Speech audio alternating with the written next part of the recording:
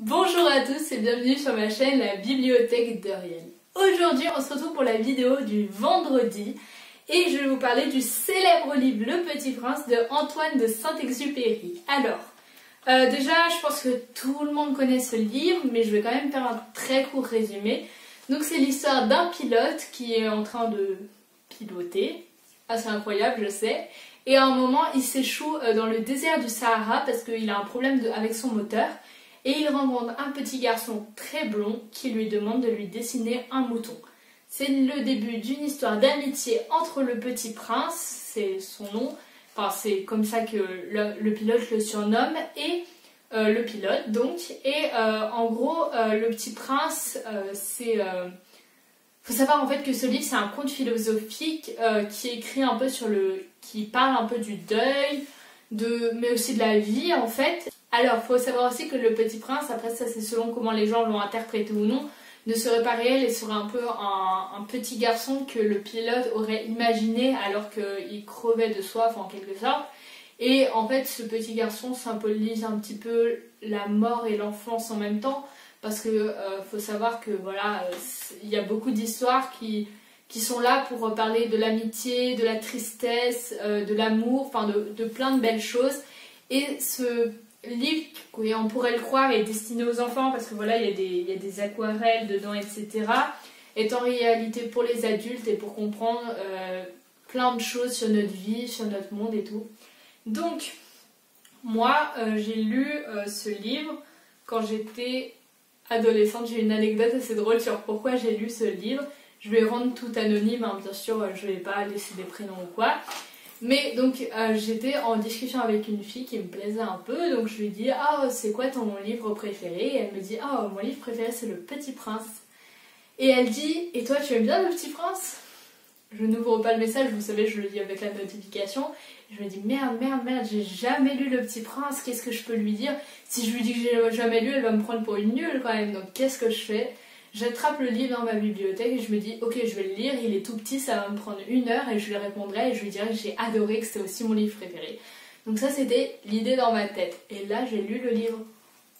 J'ai adoré, c'était incroyable, c'était une lecture que j'ai adorée, j'ai pleuré, j'ai ri, j'ai adoré cette lecture. Au final je lui ai répondu que c'était mon livre préféré.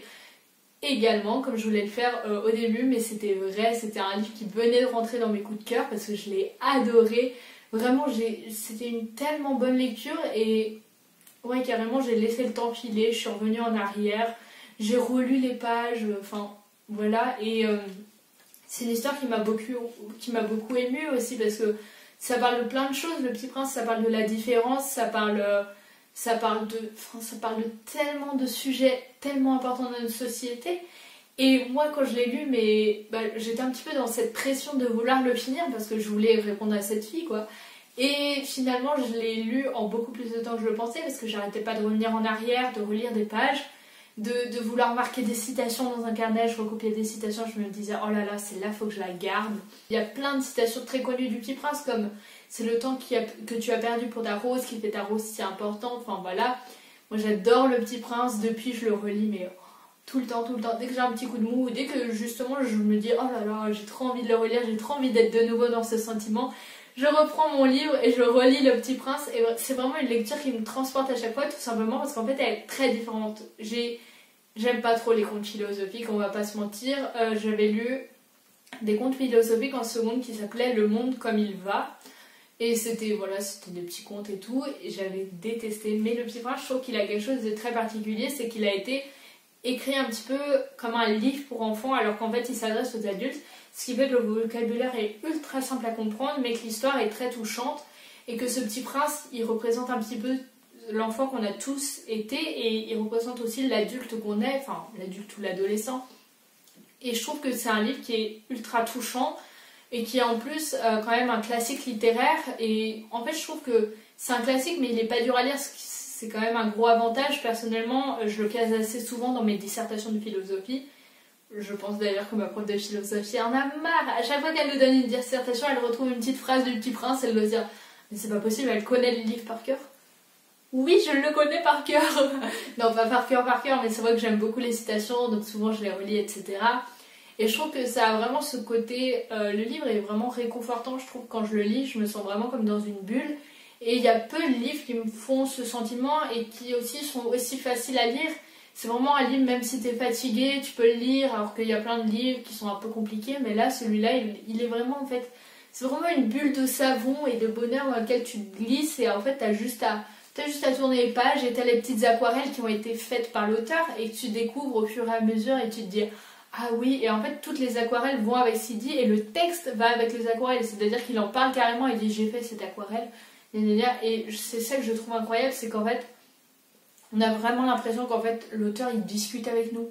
C'est incroyable, genre des fois je me dis, parce qu'en fait c'est le pilote qui raconte l'histoire comme si c'était vrai, et qui est en même temps l'auteur et qui est en même temps le narrateur, enfin vous voyez le genre, et en fait ça a l'air tellement vrai que quand tu quittes l'histoire tu te dis ah non mais c'est sûr ça s'est déjà passé, alors que pas du tout, c'est un conte.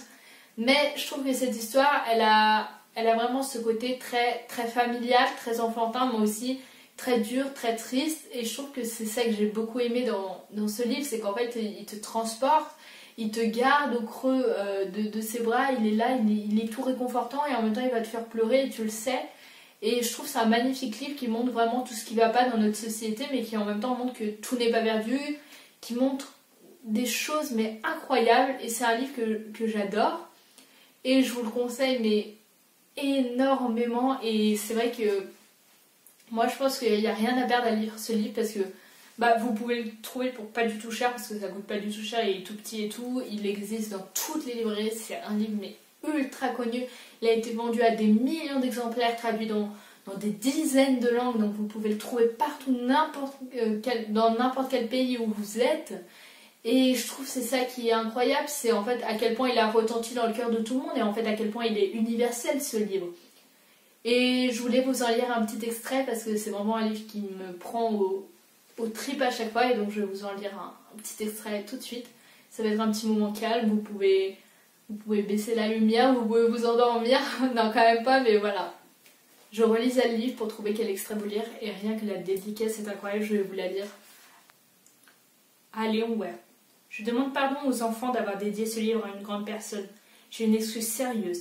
Cette grande personne est le meilleur ami que j'ai au monde. J'ai une autre excuse. Cette grande personne peut tout comprendre, même les livres pour enfants. J'ai une troisième excuse. Cette grande personne habite la France, où elle a faim et froid. Elle a bien besoin d'être consolée. Si toutes ces excuses ne suffisent pas, je veux bien dédier ce livre à l'enfant qui a été autrefois cette grande personne. Toutes les grandes personnes ont d'abord été des enfants, mais peu d'entre elles se souviennent. Je corrige donc ma dédicace à Léon Werth quand il était petit garçon. Et je vais maintenant vous lire un extrait de l'histoire. Donc là, je vais vous lire un petit extrait du chapitre 6. Ah, petit prince, j'ai compris peu à peu ainsi ta petite vie mélancolique. Tu n'avais eu longtemps pour distraction que la douceur des couchers de soleil.